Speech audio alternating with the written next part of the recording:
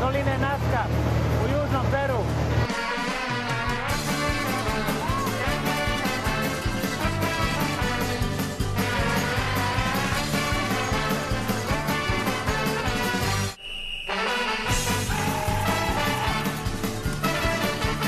Ovaj kameni blok iza mene ruši u Parapančad modernu arheologiju i historiju.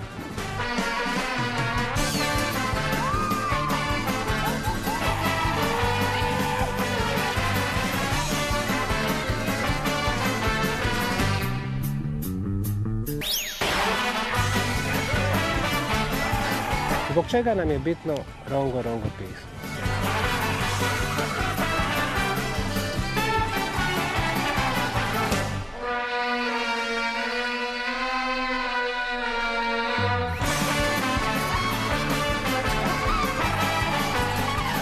Legendarni Machu Picchu.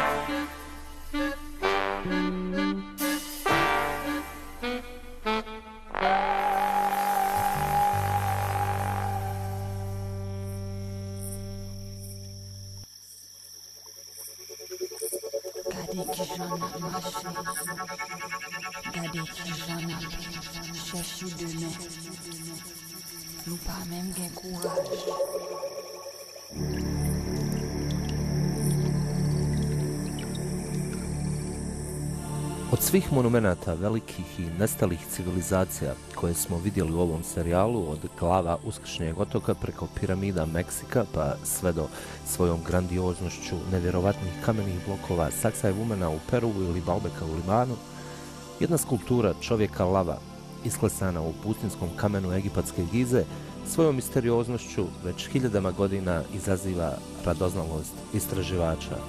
Riječ je naravno o čudesnoj velikoj sfingi. Sfinga. Mitološko biće sa dugačkom historijom.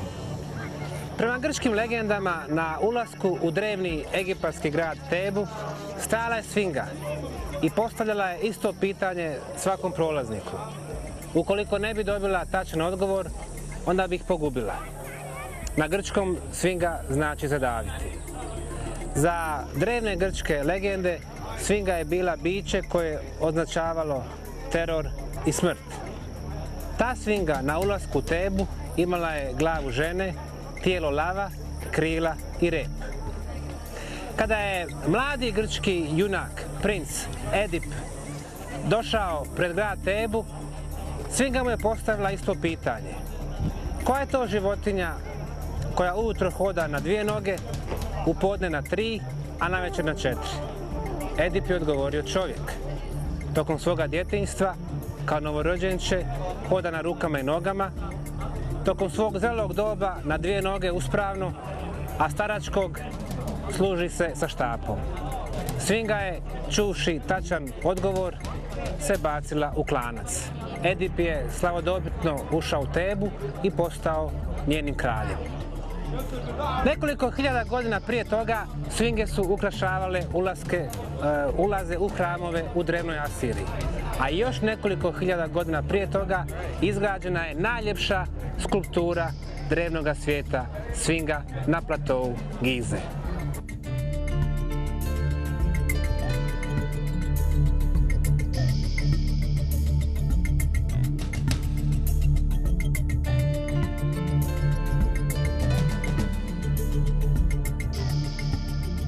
Historijski zapisi o sfingi na platou Gize idu daleko u prošlost.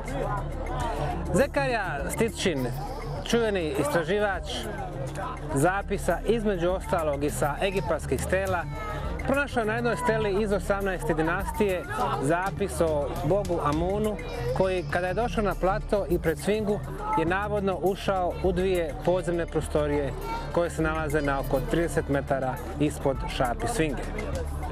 Čuveni grčki historičar Herodot također nakon svoje prve posjete Egiptu pisao o prolazima koji postoje ispod sfinge. Rimski historičar Marselius je u 5. stoljeću pisao ne samo o prolazima, već o čitavom nizu podzemnih prostorija, galerija u kojima se skrivalo drevno znanje. Ova se ideja provlači i kroz srednji vijek i na koncu sve do 20. stoljeća. Egiptolozi tvrde da je sfingu napravio faraon Kefren oko 2500 godina prije nove ere i svoju tvrdnju baziraju na statuama sa likom ovog faraona pronađenim u blizini ove veličanstvene skulpture, ali priznaju da niti jedan arheološki nalaz ili natpis na artefaktima ne povezuje ovog faraona direktno sa izgradnjom sfinge. 72 metra dugačka, 20 metara široka. Oficijelno, onaj koji je dao nalog za izgradnju sfinge bio je Kefren, faraon, sin Keopsov. On je to činio u počast svoga oca.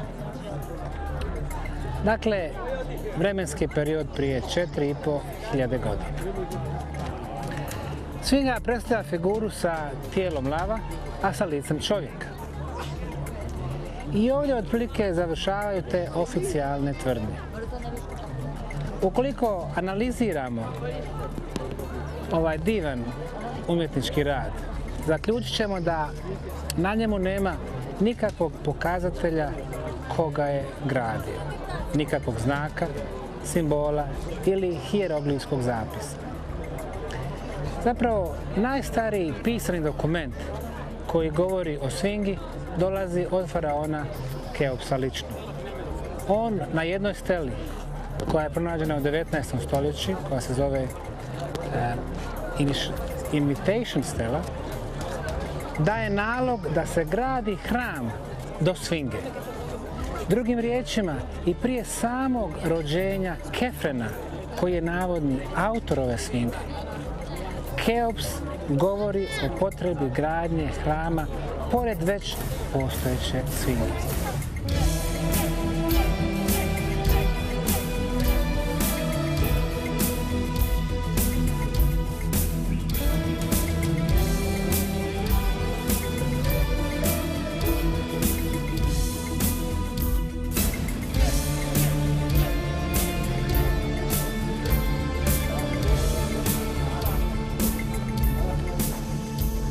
Impresivni megalitni blokovi koji sačinjavaju hram neposredno uz sfingu. Egiptolozi tvrde da je ovo bio mumifikacijski hram gdje se tijelo pripremalo za sahranu u obližnjim piramidama. Sa građevinskog aspekta ovdje je riječ o jednom izvanrednom poduhvatu. Ovo je granit koji je dovožen iz Asuana, koji nije bio tako obližan. Riječ je o udaljenosti od preko 900 km. Kao što vidimo na ovom kamenom bloku i na ovim susjednim, njihova težina svakako prelazi nekoliko desetina tona. Pogledamo na način na koji ovi blokovi pristaju jedan uz drugi i kako grade ovaj ugao, prosto je nevjerovatno da se iz jednog dijela granita ovako nešto iskleše, prenese na 900 km udaljenosti, a zatim stavi jedan u drugi u takvom perfektnom nizu. Očigledno je da su originalni graditelji morali da prvo isprobaju i da podignu taj hram na licu mjesta, dakle u kamenolomu, a zatim da ga prevezu ovamo, vjerovatno uz neko određeno uputstvo i identifikaciju, odnosno markiranje svih blokova. Na jednom spoljašnjem granitnom bloku nalazimo nekoliko simbola koji vjerojatno pripadaju 4. dinastiji i faraonu Kafra. Ponavljam, riječ je o jednom bloku koji je na vanjskoj strani ove ogromne monolitne građevine. U ovom prolazu pretpostavlja se da je gore bio kip, odnosno statua faraona Kafre. I na osnovu te jedne pretpostavke i ovih par znakova koji su uklesani ko zna kada, možda u doba izgradnje ovog hrama, a možda 2000 ili 10.000 godina nakon što je on izgrađen, donešen je zaključak da je ovo gradio faraon Kafra, odnosno Kefra. Sa druge strane, imamo istraživače koji su naučnim putem došli do zaključka da je Sfinga možda mnogo starija nego što se trenutno misli i njenu izgradnju putem geoloških, astronomskih i arheoloških nalaza pripisuju nama nepoznatoj civilizaciji koja je nestala krajem zadnjeg ledenog doba. Pogledamo li glavu Sfinge, utvrdit ćemo da je ona neproporcionalna u odnosu na tijelo. Postoji mogućnost da zapravo umjesto Sfinge da je ovo jednostavno bila skulptura lava. Ukoliko je to tačno, onda otvaramo sasvim nova vrata astronomskim obilježjima Sfinge. Naime, poznato je da su Egipćani, kao i neki od naroda prije, a pogotovo poslije njih, pratili kretanje našeg sunčevog sistema unutar galaksije Mliječni put i približavanje našeg solarnog sistema pojedinim zvjezdanim konstelacijama. Mi znamo da su Egipćani, barem preko hrama u Dendari, poznavali da se svakih 2160 godina naš sunčev sistem približava jednoj od takvih konstelacija. To je razlog što su oni vrlo često predstavljali bika i ovna kroz period od 4000 godina tokom trajanja faraonskih dinastija. Konstelacija lava se javila u kosmičkoj prošlosti Zemlje znatno ranije, prije 13.000 godina, trajući do prije 11.000 godina. Da li je moguće da je ova najljepša skulptura prehistorije podignuta u doba kada se naš sunčev sistem približio konstelaciji lava? To je bilo 10.970. godine prije nove ere. Geološki nalazi koji se moraju pripisati u naučne o starosti Sfinge kažu da erozija materijala vidljiva na samoj skulpturi, kao i na okolnim udubljenjima stijene u koju je Sfinga uklesana, datiraju najmanje od 5 do 7.000 godina prije nove ere. Dakle, mnogo prije zvaničnog datiranja izgradnje ove veličanstvene skulpture, i ti nalazi pokazuju da erozivni uticaj na kamen od kojeg je građena Sfinga nije predstavljao pijesak ili vjetar, nego dugotrajne kiše i padavine koje su se opet, s obzirom da Egipat već hiljadama godina ima suhu klimu, morale desiti nekih 7 do 12.000 godina prije nove ere kada je prostor Egipta imao takve padavine.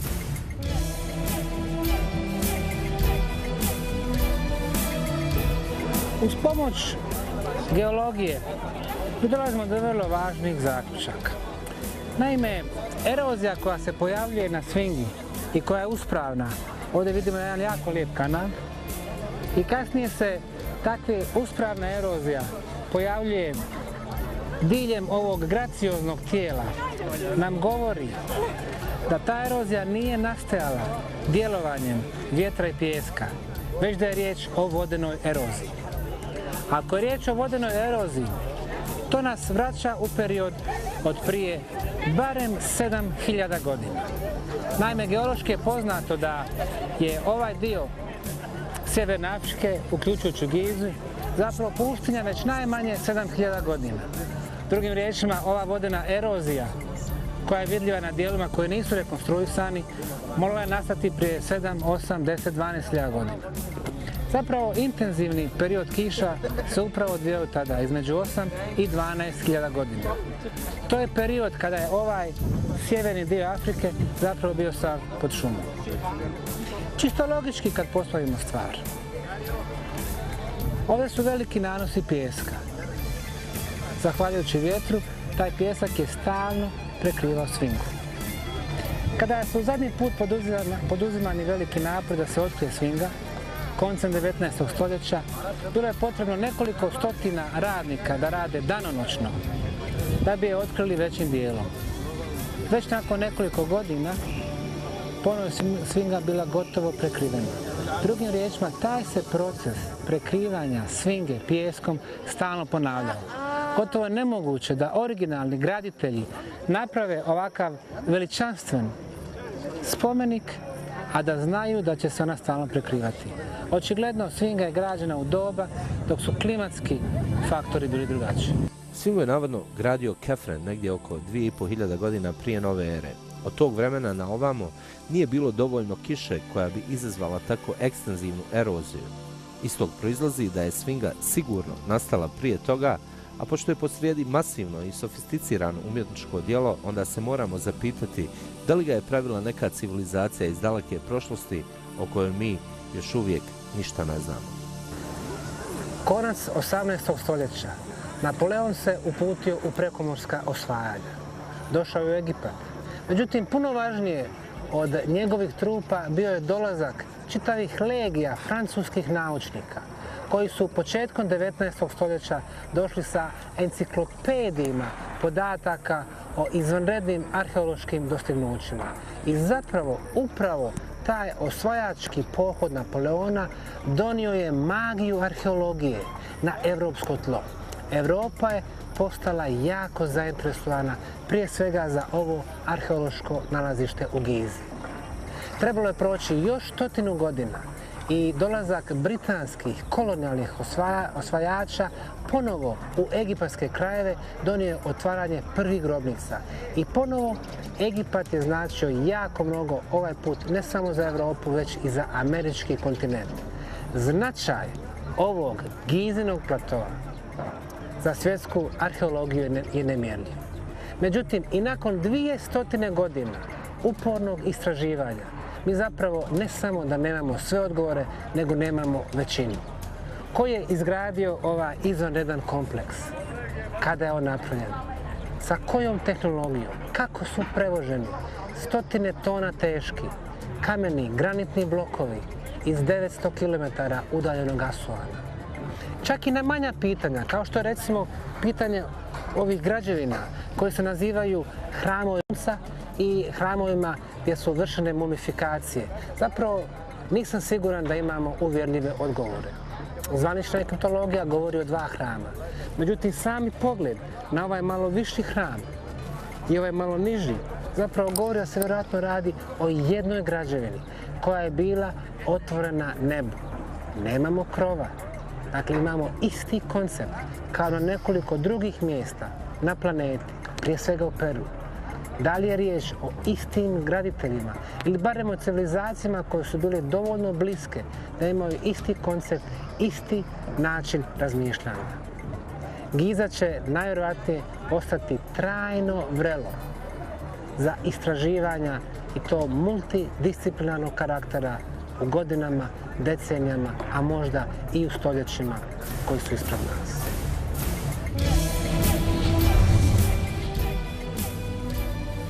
Gdje počinje potraga za izgubljenim civilizacijama? Da li jedan kamen može da promijeni historiju čovječanstva? Ovaj kameni blok iza mene ruši u parapamčad modernu arheologiju i historiju. Nekoliko stotina tona koje prikazuju sekcije koje su čas konveksne, čas konkavne, koje ima 10-ak uglova, kojima se perfektno stapa sa nizom manjih kamenih blokova. Ovaj otok ima sve što je neophodno za uzbudljivu prahistorijsku priču. Tajanstvene graditelje i vrijeme gradnje, nepoznate metode klesanja, transporta i uspravljanja ovih gigantskih kamenih statoa, teških 10, pa čak i 100 tona. Ispod nas su čuvene Naska linije koje se nalaze ucrtane u kamene pustinje kamenog Perua. Ono što odmah upada u oči, to je razlika između ove dvije lubanje. Jedna očigledno pripada Homo sapiensu, današnjem čovjeku, a druga prikazuje lubanju koja je jako izdužena.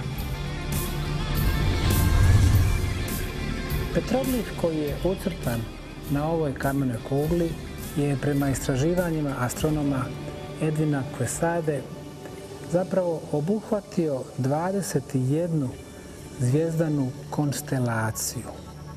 Prije svega riječ je o konstelacijama Pegasusa, krilatog konja i Andromede, nebeske princeze.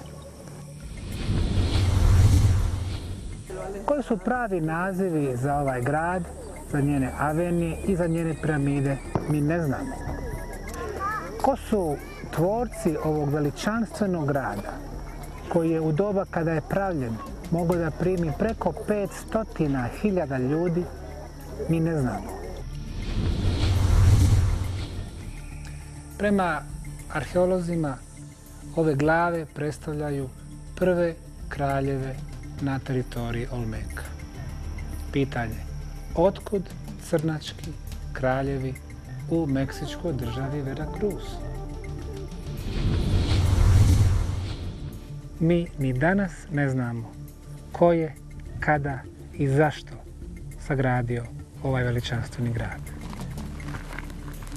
Autori su bosonogi, primitivni urođenici sa primitivnim alatima i oni su isklesali ove kamene monumente teške desetine i desetine tona.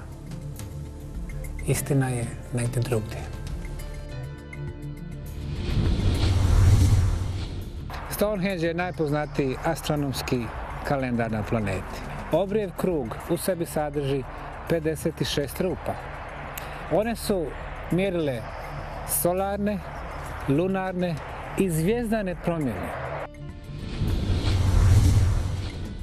Među misterijama ovoga hrama svakako je najveća ova sa kamenom pločom Zodijaka. Nažalost, mi danas ovdje vidimo repliku. Original se nalazi u pariškom Louvru. Iza mene je velika egipatska piramida, poznata kao Keopsova ili Kufuova. Za gradnju preko 2 miliona blokova u današnje doba, recimo u američkoj saveznoj državi Indijani, bilo bi potrebno da se angažuju svi njihovi kamenolomi i rade preko 80 godina, samo da isklešu preko 2 miliona komada kamenih blokova.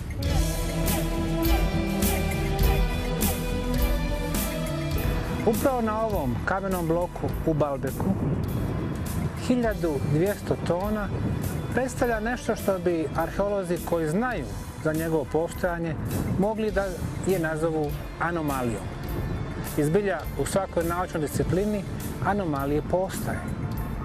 Međutim, u našem slučaju, konac 20. i početak 21. stoljeća donio je toliki broj takozvanih anomalija u arheologiji da se traži kompletno preispitivanje ljudske historije. Uobičajene predodžbe o linearnom razvoju čovječanstva te njenim počecima prije 7000 godina ne samo da su dovedeni u pitanje, već su pokazani kao pogrešni pogledi na razvoj ljudskih društava. Gdje god da smo kroz ovaj serijal krenuli, naišli smo na mnoštvo pitanja i zapravo odgovora koji nisu dovoljni, a koji se nalaze u okviru moderne arheologije i historije. Pođemo li od Uskršnjeg otoka, preko Perua, Meksika, Kostarike, Bolivije, preko zapadne Europe, sjeverne Afrike i evo sada Libana, mi jednostavno osjećamo da okvir koji nudi moderna arheologija je preuzak. On se mora proširiti, on mora pasti i ustupiti mjesto modernijim teorijama koji će naći na prave odgovore, ovaj put istinite. Šta se zbivalo u dalekoj prošlosti čovječanstva? Osnovni zaključak je da se ljudska civilizacija nije kretala linearno niti je započela prije 7000 godina u Sumeru i Babilonu. Starost razvijenih ljudskih društava je mnogo veća.